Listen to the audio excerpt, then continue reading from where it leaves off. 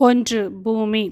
இந்த பூமி மீதுதான் இறைவனால் படைக்கப்பட்டு இயங்கிக் கொண்டிருக்கும் எத்தனை விதமான எண்ணங்கள், குணாதிசய செயலாற்றல்களை கொண்ட மானிட மற்றும் பிற ஜீவராசிகள், மிருகங்கள் போன்ற அனைத்தும் வாழ்ந்து கொண்டு இருக்கின்றன.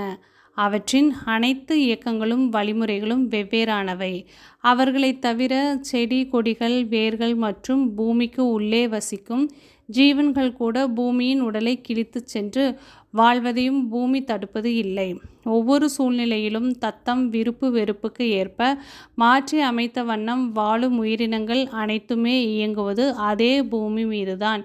என்றாலும் அத்தனை குணாதிசயங்களினாலும் சூழப்பட்டு உள்ள அதே உயிரினங்கள் இயங்கத் தேவையான அனைத்து உதவிகளையும் தன்னுள் இருந்து செய்தபடி, பொறுமையை கடைபிடித்தபடி, மௌனமாக இருந்து கொண்டு, தான் அகம்பாவத்தை காட்டாமல் அனைவரையும் அணைத்தபடி இருக்கும் பூமியே பொறுமை என்ன என்பதை காட்டுபவள்.